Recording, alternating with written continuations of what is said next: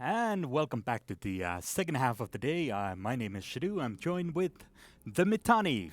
We have an exciting match for you, Urine Alliance versus Shadow Cartel, the Kings of Losac. And we have two Dominic's comps here. No one banned them. This is predictable. We had two Dominic's comps. One, interestingly enough, for Shadow Cartel with no logistics ship. So they are really going in all in, hoping to make this a very quick match and over fast. Yeah, what's interesting about this is obviously the Urine Alliance is on the field with a logistic ship, while the Shadow Cartel has chosen to field a extra battleship instead, and possibly looking at the support ships that they are flying with, perhaps a shield-based setup. Very well could be, given they have the Harpies, like you say, and we shall see what happens here. So very, very ganky Dominic's. Looks like we're underway here. We'll see what happens. I'm trying to see what drones have been dropped. We have Guard 2s, Curator 2s and Warrior 2s out on the field for Urine Alliance. Absolutely. Both teams are closing up on each other. There's going to be a separate frigate war going on in here with the support ships already claiming a first blow on the Shadow Cartel side, and two Ishkers now from the Kings of Losac down already. This is not going too well for our Kings. Absolutely not. The Oneros is not really effectively applying reps. He's now keeping that last Enyo up, but I wonder if those ships just went down too fast for him to apply any reps. We have another Enyo scrammed for Larcunus Trassler now, and a target painter on the other Enyo. So they're really trying to get these support frigates right off the field. Shadow Cartel has lost a Harpy, but other than that, are doing fairly well here. Absolutely. A massive amount of damage being spread all over Urine Alliance here. It's like something's going on the wall here. Yeah, you see the red team here, I'm sorry, that's Urine Alliance, has really starbursted out. They just run in every different direction. They drop Guard 2s and Curator 2s. And meanwhile, the Shadow Cartel team is kind of clumping together. They're holding and picking off any support that comes in, the tackle frigates that try to come in and tackle things down. And right now, Shadow Cartel has chosen to primary the Oneros of the Urine Alliance. It is already dropped down through the shield into half armor. It was target painted there for a second, but seems like he might have just pulled enough range to get out of the optimal range of those guards. And we can see the Shadow Cartel Dominic's are shield tanked. He's pulling back shields with an active shield tank. He's in low armor right now, so he may be in trouble, and this actually could flip around, though there's still a lot of damage left in the field for Shadow Cartel. If Urine Alliance is able to keep their Oneros alive long enough to take out one of these Dominic's, they might have a chance of turning this one around. Absolutely. This is an exciting match. The Shadow Cartel Dominic's now slipping into hole, pulling back reps sliver by sliver, but it is not going to be enough. Having said that, Urine Alliance just lost their Oneros, and they now have no active reps whatsoever on the field. Absolutely. The Domi's going to go down very, very shortly here, I think, as well, though. He's in deep structure, barely clawing back slivers of shields. We have a Vexer on Urine Alliance now with no shields, stripped of armor, going into structure. He will be down very shortly as well. That Dominic's is still clinging on for Shadow Cartel. The Vexer is down, and now Shadow Cartel very much have the upper hand. Absolutely. That Dominic's hanged on just long enough for that Vexer to die, which was the right decision. That's going to reduce DPS and reduce some mid slots.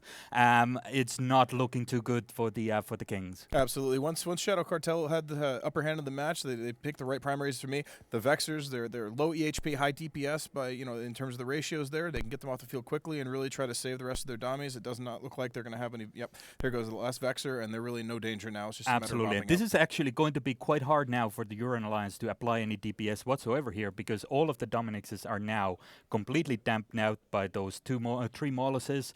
They're not going to be able to lock any of the important ships from the Shadow Cartel, and this match here, as we see dummies burn, which is going to be a great sight to behold.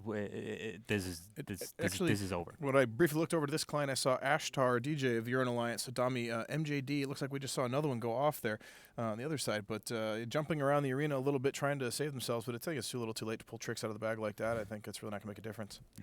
Absolutely. This is going to be a cleanup effort now on Shadow Cartel's side. They're going to be chasing up these Dominic's, and as we see the Dominic's on Astar DJ slipping into towards the end of armor there, and will be destroyed shortly afterwards. So here we saw two Dominic's teams go up against each other. Obviously, Shadow Cartel perhaps had the upper hand since they were fielding shield Dominic's with damage mods. Absolutely. This came in with full gank. They decided we need logistics. We're going to just overpower their reps. They're probably not going to bring a full tanker, and they just plowed right through the Oneros. What do you think about the decision to go after those support frigates first? I think it was a good choice, given the placement on the field when they warped in. The rest of of the Urine Alliance team was farther back, and the frigates were kind of out in front. That was going to be their tackle. I think the idea was to drop long-range sentries, kite to range, let the frigates, the Iskers and Enyos come in and hold down targets for the sentries to tear pieces. And they're able to take out those tackle frigates very quickly. It gives them free reign to run around. The shield fits are going to be much faster, so they're going to be able to kite a little better or get into range a little better. Right, and an interesting decision to not field a Scimitar or a other logistic ship on the Shadow Cartel side, instead opting for that Navy Dominix. Can you tell us a little bit about the Navy Dominix and how it compares to its little brother, the ordinary Dominix? It's got some extra slots. It's a little beefier. It does a little more damage, but it doesn't have the tracking bonus as far as I'm aware. I think they did not add that drone tracking bonus to it. But for raw DPS and raw just beefiness out there, it's not a bad ship at all. And ultimately, in this case, it seems to have worked out for them. They just absolutely. Having said that, Asakura Manji, who's piloting the Navy Dominix, is sitting at 0 speed. Well, that's never good. I wonder if he's just decided they've won and drop drones go AFK.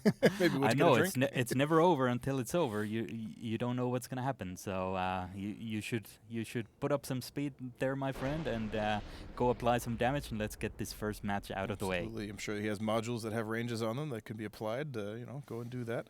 But this is perhaps the strategy for Shadow Cartel. They wanted this. They wanted to see the Dominix comp. We talked about this earlier. Somebody isn't going to ban Dominix. They're going to try to bring something that they think is going to counter. In this case, it was another Dominix comp, but they decided that predictably, we're going to go with a triple Dominix logistics comp. Let's go with just mass DPS and burn through their logistics. Absolutely. This is a similar match to what we saw, of course, in the first weekend with Pandemic Legion versus another Dominix-based team, where the shield-based Dominixes managed to essentially clean wipe the field off because of that extra damage. And like you said, the decision not to ban Dominixes obviously worked out for Shadow Cartel, since they expected that and knew that they had a counter and knew how to execute against that counter.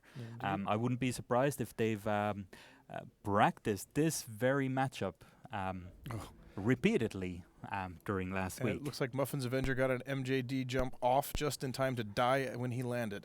I don't think he's going to make the new record, though, so he's going to fail on that, just as Urine Alliance failed on winning Kings of Losec and this match. Well, I guess with that, we will pass it on back to CSP Soundwave in the studio. Absolutely.